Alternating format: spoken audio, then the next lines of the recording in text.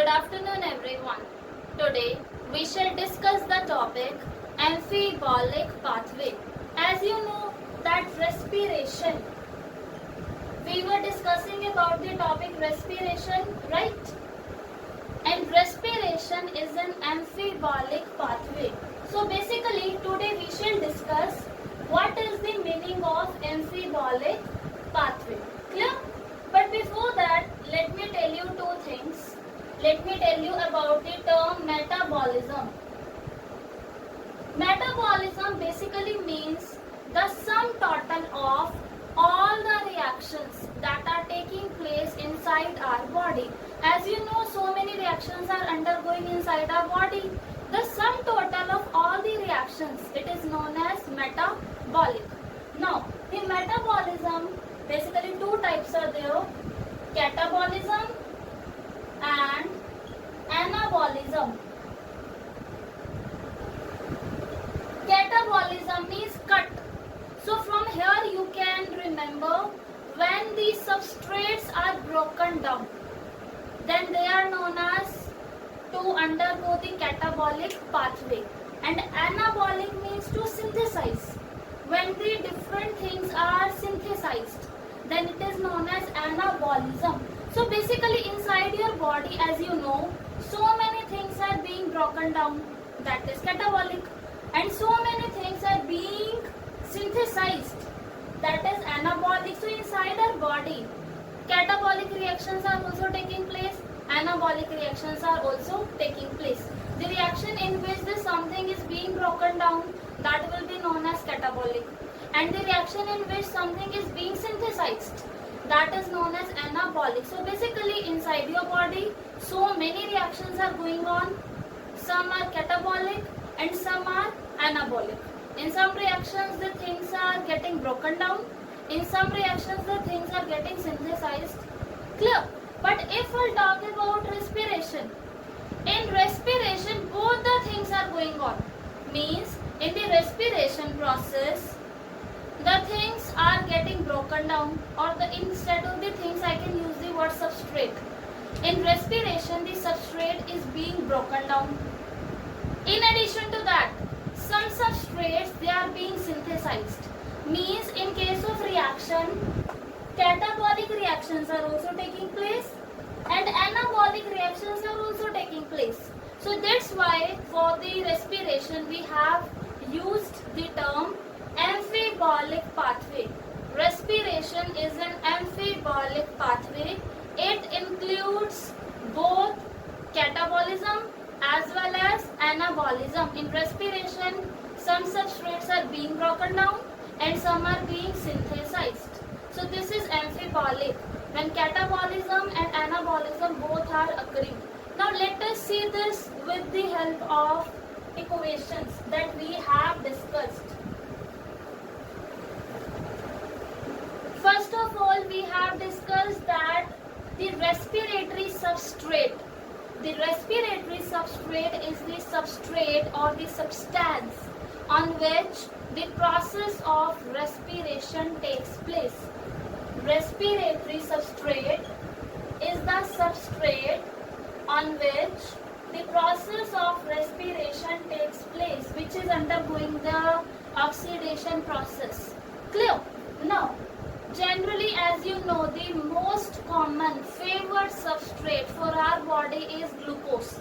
Till now we have studied how the glucose changes into pyruvic acid, then how the pyruvic acid changes into the carbon dioxide molecules. This we have done, right? So basically the respiratory substrate, the most common respiratory substrate is carbohydrate, no doubt. But our body can also use fats as respiratory substrate. Let me give you a basic example. Suppose you are fasting and you are not taking the food for a couple of days, suppose. Then what will happen? The carbohydrates will be less in number as you are not taking the carbohydrate. So your body will start using the fat that is stored in your body. You are well aware of the fact that fats are stored in our body, and some people are obese because of this only. So your body will start using the fats. It means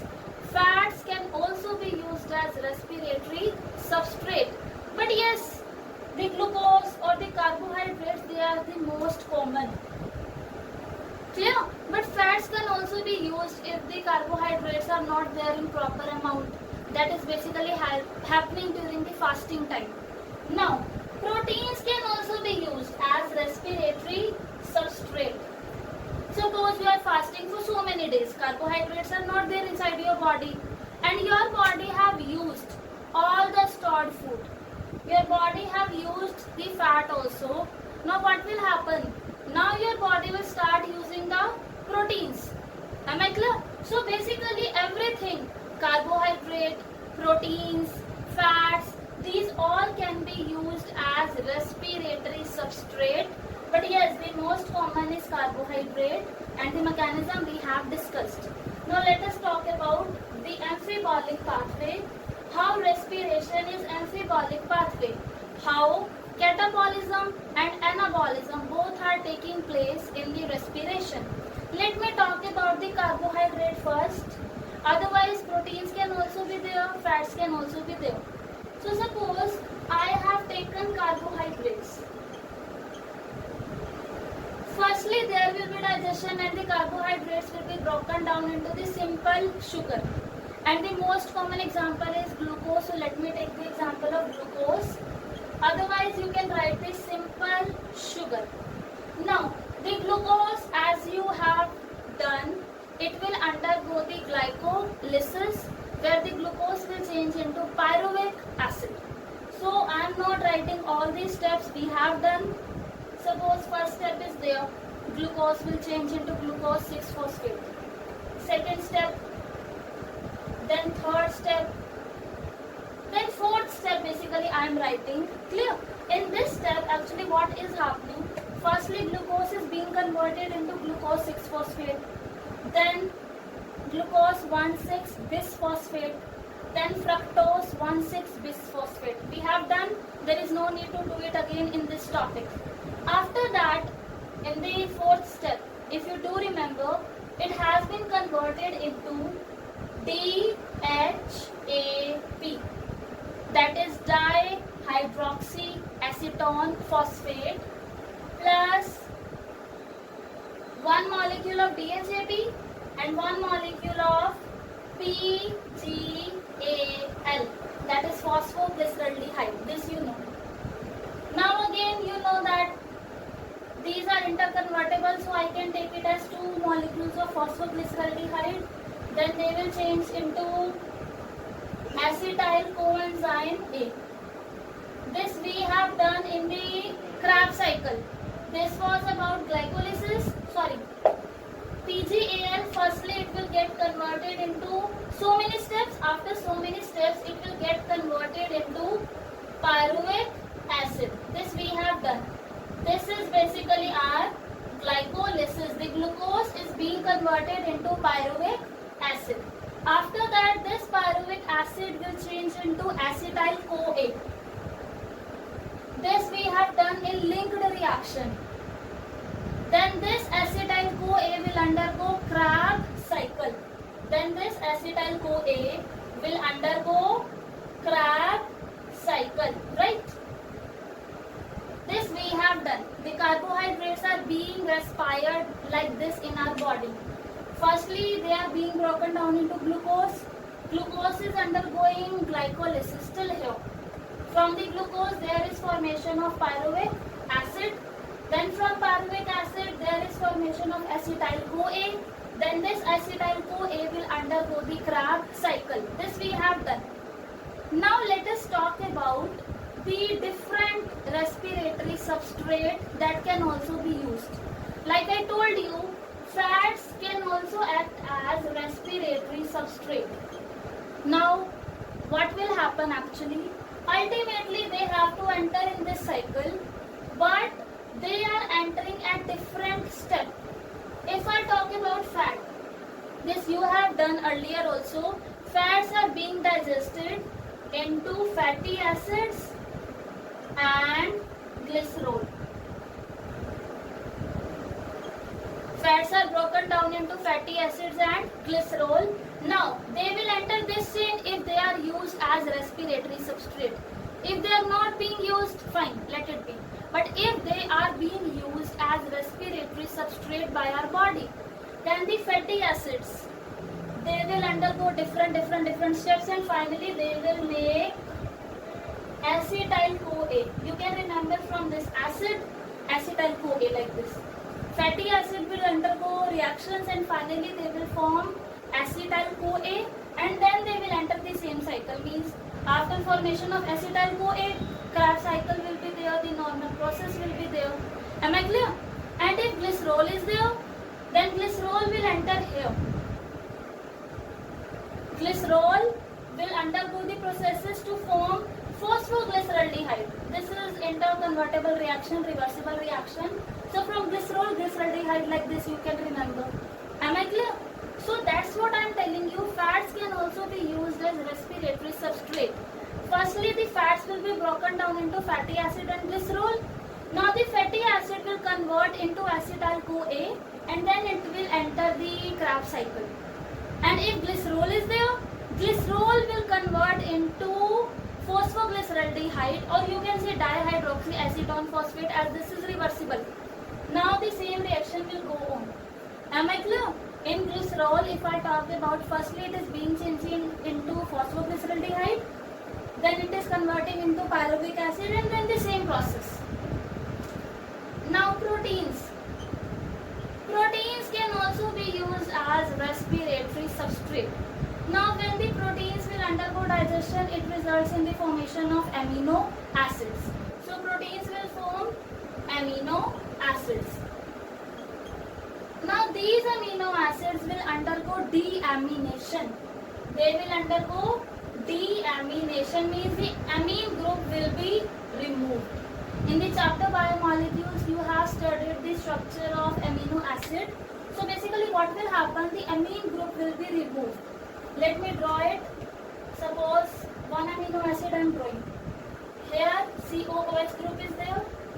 Here amine group NH2 group is there. Here H group, and here R. R can be anything, methyl, ethyl, propyl. So when amino group is removed, mean NH2 group will be removed. That is deamination of amino acid. So proteins firstly digested into amino acids, then the amino acids will undergo deamination. After that they have to enter this cycle only. Now they can enter at any step. Means they can convert into pyruvic acid also. They can convert into acetyl CoA also. They can convert into the substrate that are being used in the Krebs cycle also. Am I clear? So basically this shows that the fats, proteins, they can also be used as respiratory substrate. No doubt glucose is the most common. But if fats are used, proteins are used, then they will enter the same cycle but at the different steps. They are not entering at the first step. Like fatty acids, they are not making glucose 6-phosphate in the first step. It will directly make acetyl CoA and it will enter in this cycle. Now let us talk about respiration is an amphibolic pathway. Means something is being broken down and something is being synthesized. Let us see. If I talk here, glucose is having how many carbon? 6. This you know. 1, 2, 3, 4, 5, 6. Now, if I talk about phosphoglyceraldehyde, it is having 3 carbon. How many? 3. 1, 2, 3. Now just tell me, from 6 carbon, 3 carbon molecule has been synthesized. There is catabolism. So from here you can say yes, catabolism is there. Now we have to study whether anabolism is there or not. Catabolism is there for sure. Now let me give you one more example. Acetyl CoA. It is 2 carbon molecule. 1, 2. From 6 carbon glucose we got 3 carbon phosphoglyceraldehyde. From 3 carbon 3 phosphoglyceraldehyde we got 2 carbon coenzyme A. So obviously, 2 carbon acetyl CoA. So obviously catabolic reaction is going on. Am I clear? Now let us talk about whether anabolic reaction is going on or not. If the anabolic reaction is also going on, then it is amphibolic. Now, as you can see here, the fatty acids, or let me talk about the fats. Fats are being converted into acetyl-CoA or glycerol, then they are converted into phosphoglyceraldehyde. They are being broken down here. Fats are being broken down into fatty acids, then glycerol, then they are being broken down here. So catabolic reactions are also going on. But it depends upon the need of your body. Sometimes your body need fat also. Now you will say why? In your body, so many hormones, steroids, like the testosterone in male, that is responsible for the characterization of the male. Estrogen in female, they are steroidal in nature. Means in short, I can say they are made up of fats in some way or another. So sometimes what happens when there is shortage of fat inside your body? Then at that time your body needs fat. So what will happen? The reverse process will take place. Means, suppose it has been entered through acetyl-CoA. Now the acetyl-CoA will synthesize fatty acid. Are you getting? It depends upon the situation, upon the need of your body. Suppose your body needs fats and there is requirement. Steroids that are in your body, they are made up of fats only, lipids only. So this is according to your body. So what happened at that time? The reverse thing happens. The acetyl-CoA can be used to synthesize. Means earlier fatty acids, they were broken into acetyl-CoA. Catabolic reaction was taking place. Breaking. But if the body requires the fatty acids, then the acetyl-CoA will change into fatty acid. And from here phosphoglyceraldehyde or dihydroxyacetone phosphate, it will change into glycerol. Then they will combine to form fat. Means anabolic reactions are also going on. So in respiration, we are having catabolic reaction as well as anabolic reaction. Breaking down is there. You can see the fat is being broken down into fatty acid. Then it is being broken down into acetyl-CoA. Catabolism is also there. But anabolism is also there. They can also be synthesized once again if required by our body. So here I can say the respiration involves both catabolic pathway as well as anabolic pathway. So respiration is an amphibolic pathway. It includes breaking down as well as resynthesis. Means proteins are being broken down to pyruvic acid, suppose. Then upon the requirement, the pyruvic acid can again form the protein also. Am I clear? Catabolic reaction is there, but on the requirement it could be anabolic also. So hence the respiration is an amphibolic pathway. Thank you.